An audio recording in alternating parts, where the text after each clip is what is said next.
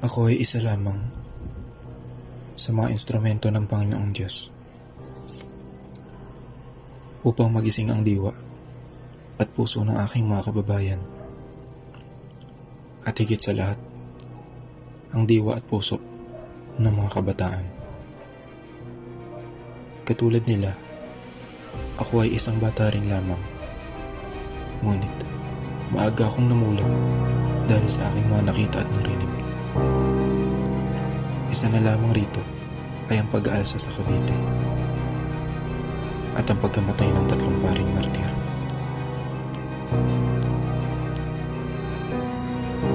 Walang mga alipin kung walang paalipin.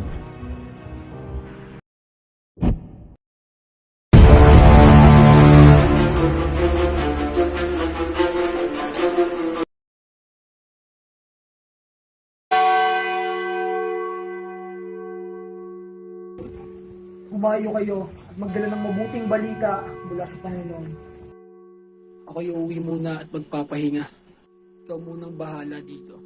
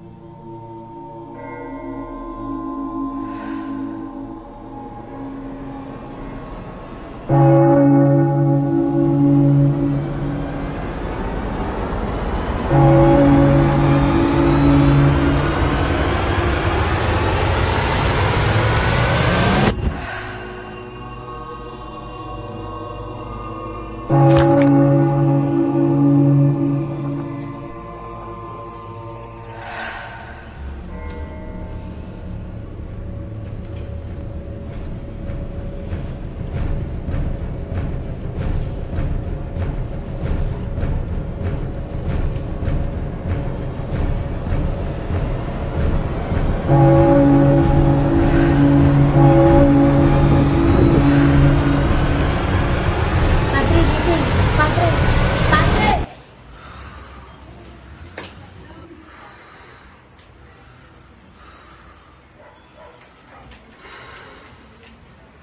Padre, binabangungot ko kayo. Kanina ko pa ho kayo ginigising pero hindi po kayo magising. Ganun ba? Kuha mo na lang ako ng isang baso ng tubig. Saglit lang po, Padre, at ako'y kukuha.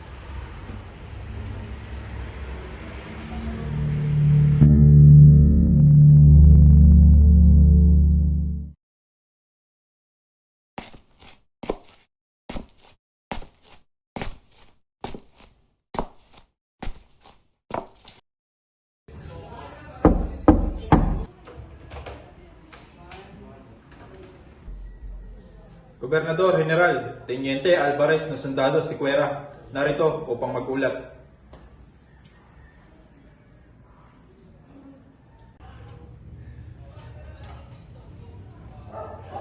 Ano ang iyong naisip parating, Teniente? Gobernador, marahil bumabagal na po produksyon ng mga indio.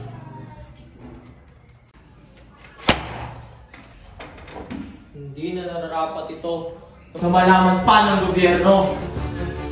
Paalam mo sa kanila na magkakaroon sila ng karagdagang trabaho. Singilin sila ng buwis. Higpitan ang pagkakahawak sa mga sundalong Indio para mapabilis ang ating produksyon.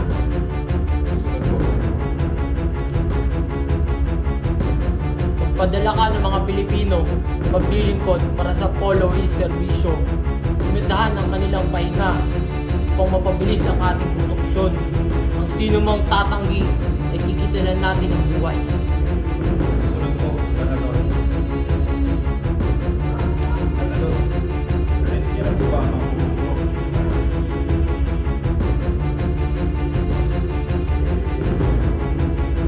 Oo, napalitaan ko. Ay lakas na ito. Balak niya ng pagkagsakit ng inang Espanya at ilulukok daw nila ang mga tinatawag nilang hari. Dapat na po tayo ng mga nakin. Spoil lang natin ang mga pinagdaan nila.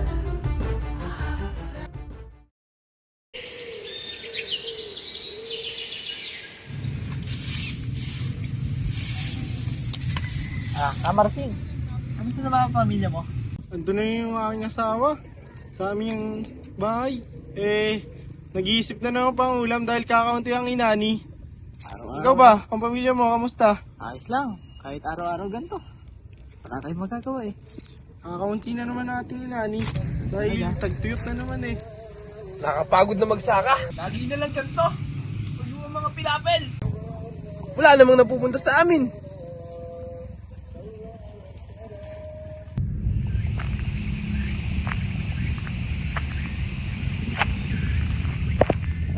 Hindi. Araw-araw na nga tayong ganito. Nahihinapan. Ayos pa tayo. Ikaw ba? Sasangayon ka ba sa polo servisyo? Diba? Hindi. Araw-araw na nga tayong ganito. Nahihirapan. Sasangayin pa tayo. Mas lalong kakaunti ang ating aanihin yan. Tara mga kasama, tayo muna yung mamahinga. Aba, baka mahuli tayo ng mga sundalo. Wala tayong pakialam sa kanila. Dito tayo sa sarili nating bayan. Oo nga. Kanina pa rin tayo nagpapagod dito. Tara na't magpahinga. Tara na.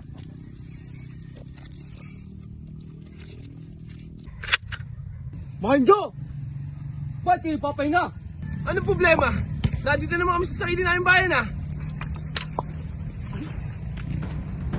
Hindi nyo ba alam?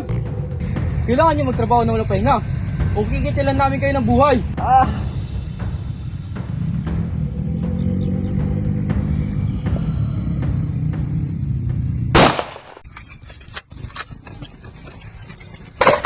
Sumusobra na yung mga Kastila na yan. Dapat hindi nila ginagawa ito sa atin. Sangayon ako riyan. Dapat hindi tayo tanggalan ng karapatan. Pati ang benepisyo ay mawawala ng parang mula. Ang ating sahod ay bawas na dahil sa patong nila sa ating buwis na dapat hindi natin nararanasan. At ang tinatag nilang polo iserbisyo ay dapat hindi natin nararanasan. Tayo pinaglalaroan na lamang ng mga Kastilang yan. Bakit ba natin hinahayaan sila na gawin dito sa atin? May magagawa ba tayo? Hindi ba't injo lamang tayo sa kanilang paningin? Ano na? May magagawa pa ba tayo? Hindi! Lalaban tayo! Sargento La Madrid! Babawiin natin ang mga nang wala sa atin. Hindi tayo papayag magpaalipin at magpaapi sa mga dugong hilaw na yan. Lalaban tayo! Tama! Lalaban tayo! Tama! Laban tayo! tayo! Magandang araw ho mga abogado. Magandang araw din. Ano ang inyong pakay at bakit kayo naririto? Sa pangunguna ho ng ating Sargento La Madrid. Nais isang guni sa inyo ng ating mga kasamahan ang pagtataksil at pag-aaklas natin laban sa mga dugong hilaw na iyan. Sobra na mga Kastila na yan. Hindi ba alam pinagagawa sa amin ng mga Kastila na yan? Hindi nyo ba alam ang paghihirap namin sa mga kamay na Kastila na yan? Hindi kami bulag at hindi kami bingi. Ngunit malungkot kong ipapabatid sa inyo na wala tayong magagawa sa mga Kastilang iyan dahil di hamak tayong mga Pilipino lamang. Iisa lamang ang ating magagawa. Yun ay makipagpatayan sa kanila upang makamta natin ang kalayaan. Upang makamtan ang kalayaan, kailangan na natin lumaban.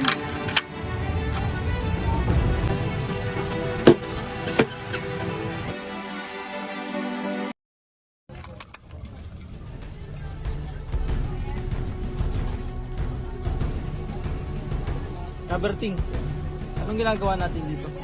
Ba't tayo pinagtipon-tipon? Naroon na nga tayo pinagtipon-tipon sa Sargento La Madrid upang pag-usapan ang pag-aaklas laban sa mga dugong hilaw na iyan. Sargento Madrid. Sargento La Madrid, gandang araw. Ang araw din. Suko na kayo. Ngayon, alam natin kung paano sila makapagpagsak. Naway ang ating kalagpunan. Para sa ating kalayaan at karapatan. Para sa ating karapatan.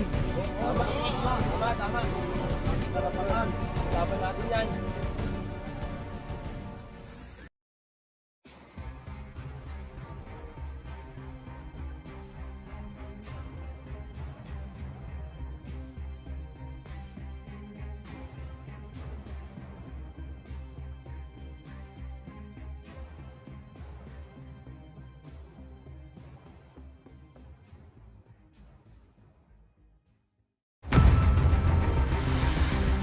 Ito na ang hudyat ng ating pagkakalsa. Suga! Listo! Fuego! Atake!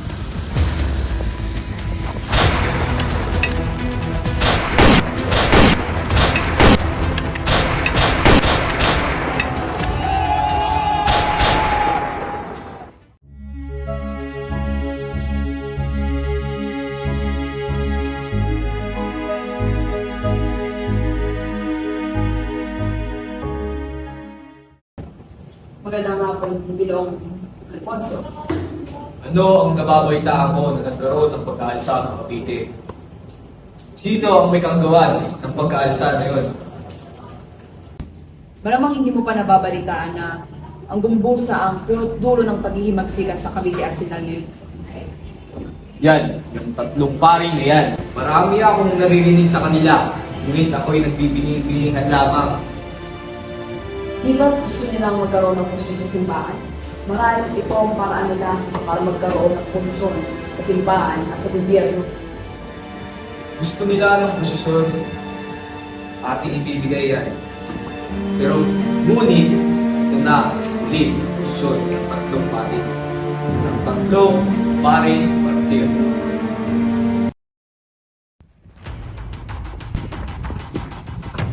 Jose Burgos, Sito Zamora, Mariano Gomez. Kayo ay inaaresto sa salang pagtataksil sa inang Espanya. Kayo ang mga pinuno ng tatangkang pag-aalsa sa Cavite. Nakpin ninyo na sila.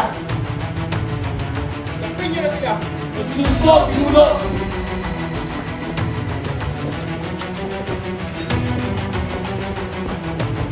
Wala kami kasalanan! Dito! Makapanig kayo! Dito!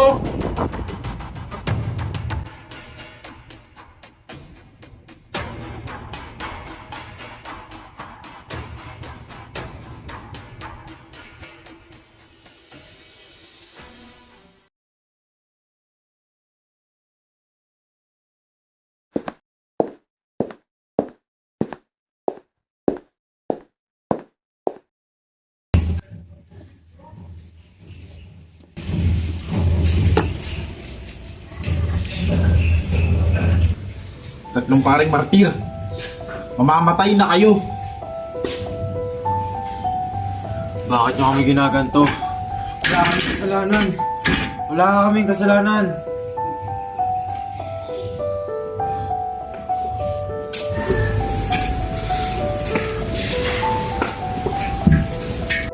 Talaga bang sinupang bayan tayo? Malas ba talaga tayo mga Pilipino? Nasa tabi natin ng Panginoon. Gagabayan niya tayo.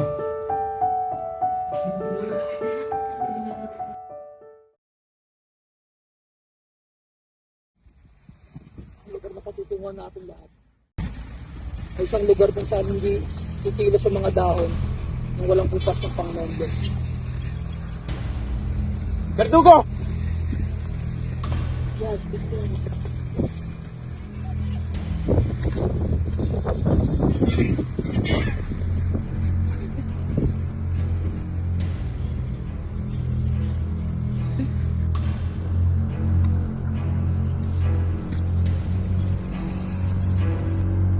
Ba't nyo ginagawa sa amin to?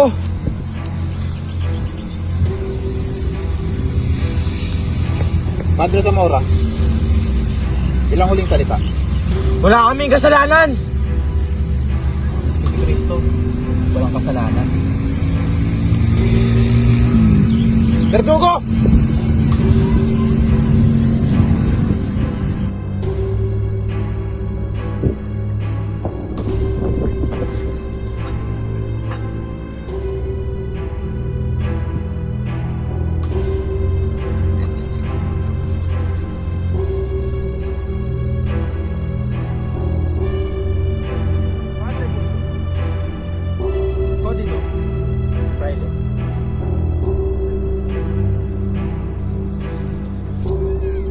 Panoorin ninyong lahat ang paggarote sa taong ito. Ganito ang paghihirap ng isang traidor at erehe na katulad ni Burgos. Verdugo!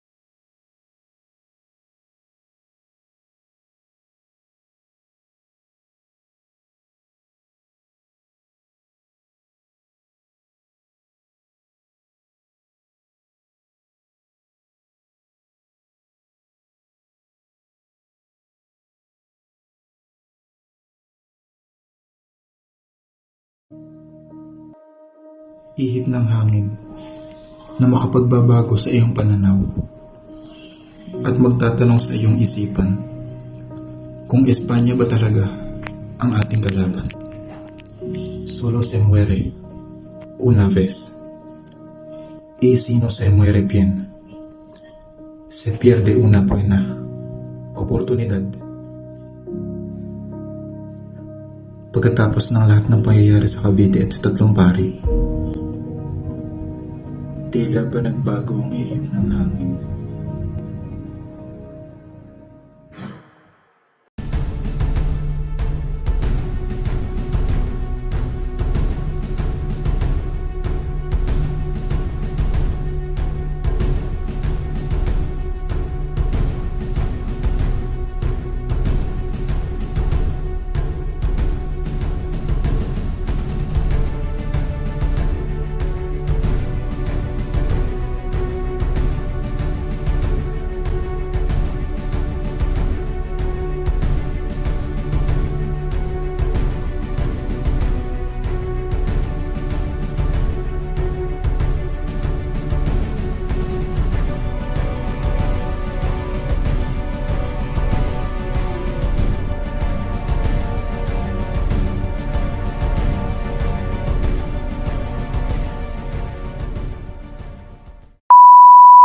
Paalam mo sa kanila na ano. Ang ina! Ano ko? Ako ay hindi bulag sa mga... Oy! Oy! Dalawa! Picture mo ang isang gang. Sarado mo. Yo.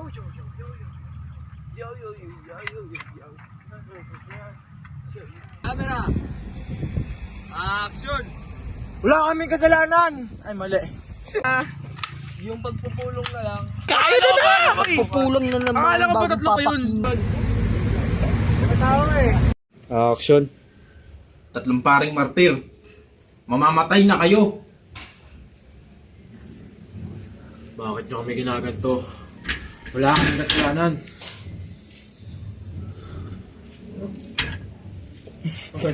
Sugo!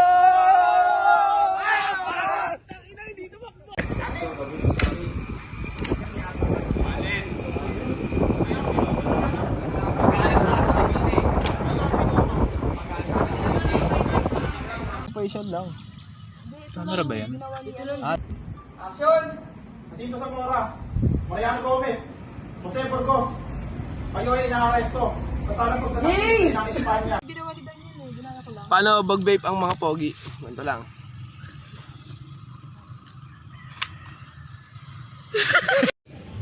Action. Tatlong paring martir. Mamamatay na kayo.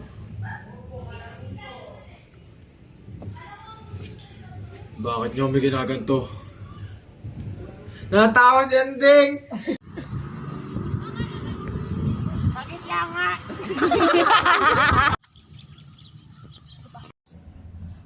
Action! Talaga bang malas? Nabuta naman! Action!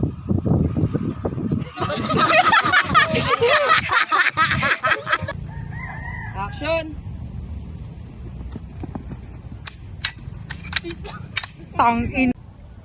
Action! Magandang araw ho mga abogado. Magandang araw di. Ano ang inyong pak?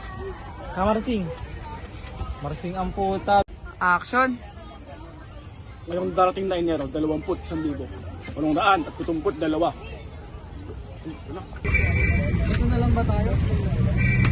Hindi! Lalaban tayo! Kailangan na yata natin lumaban. O paano naman natin gagawin yan? Tayo mga trabahante man. Lamang. Sabihin mo nga yun. Sabi pag-ikot pa daw. Pag-ikot pa lang, pagtingin pa lang doon sa tayo. Action!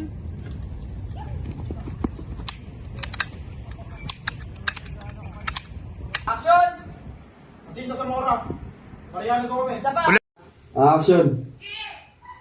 Uy, may sumigaw. Ano ang inyong bakit? Bakit kayo narito? Pumunta ho. Oy!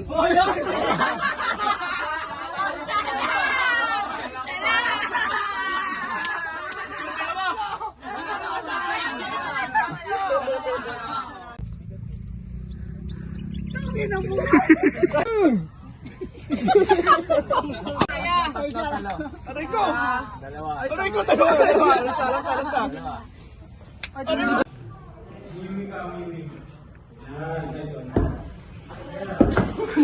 Putag di ka maaniyak. Wait. Action! Gobernador, marahil bumabagal po ang produksyon ng mga Indio.